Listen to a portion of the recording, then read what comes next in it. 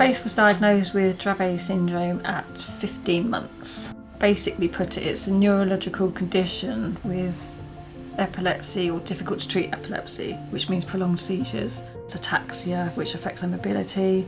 There's learning delays, speech delay. There's an increased risk of SUDEP, which is sudden unforeseen death in epilepsy. 1 in 5 children won't make it through to adulthood.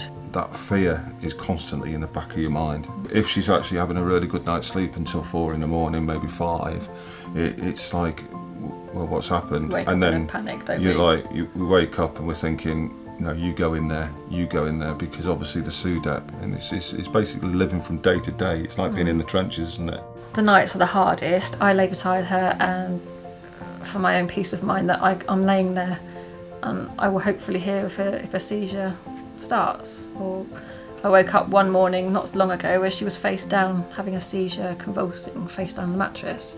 If I hadn't been there, it may not have triggered the alarm because it was small movement. So I was there and I could push her over to her side, and we treated her as we had to. But it scares the life out of you, doesn't it? We never know what we're going to find. You say you're taking sleep, but you, as I say, you don't really sleep. We do it for her because that's what she needs, and she's worth it, isn't she? She's worth every sacrifice we've had to make, because that's the way she is.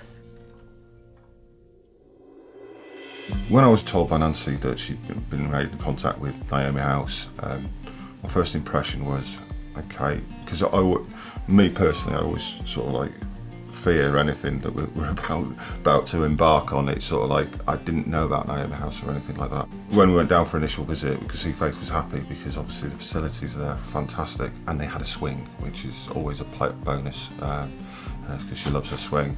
And as I say, it was just an emotional relief because we may have had an outlet then. It's not just the medical side; it was how they interact, how they look after her, how they treat her.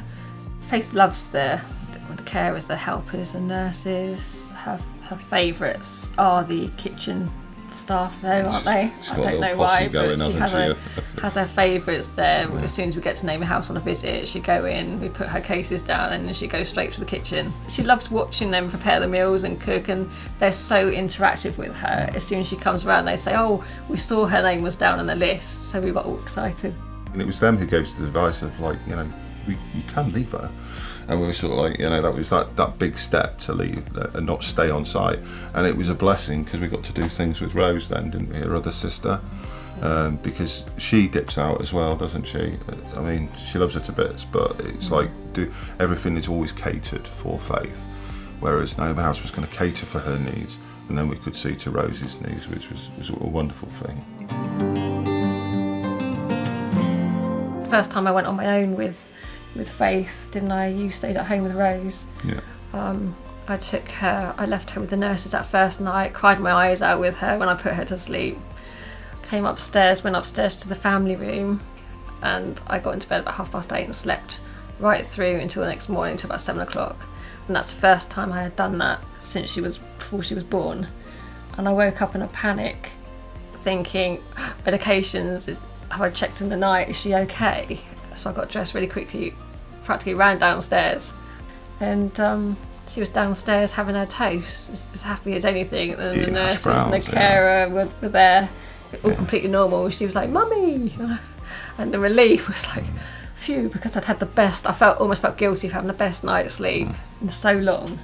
The catering for her need, they come in, they ask what she likes and what she needs, and they actually deliver on what she needs, which is wonderful because we were sort of like getting to the stage where we were getting to robot sort of thing, and delivering need sort of thing. And nobody was getting anything out of anything. Yeah.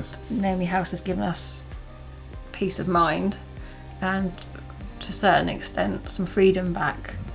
It's like they've thrown us a lifebelt, as in it's something to cling to go and step out of the situation. They've enabled us to step out of the situation. For us to recharge our batteries, to care for her again when she comes home. That's how I see it. We need a break to be in the best way possible to cope with her after that break. Faith she's a one-off, isn't she? She's funny, she's independent as much as she can be. She's cheeky, yeah, and she when sees the wants it. world as it is, and if everybody like saw it through her eyes, we wouldn't have half the problems. What motivates me to stay strong is just Faith herself, because she stays strong. She goes through every hiccup, every seizure, every bone breakage she has, and she just carries on.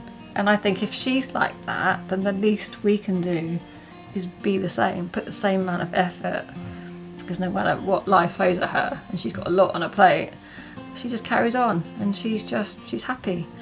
How can I moan about things when my daughter's showing me how strong she is?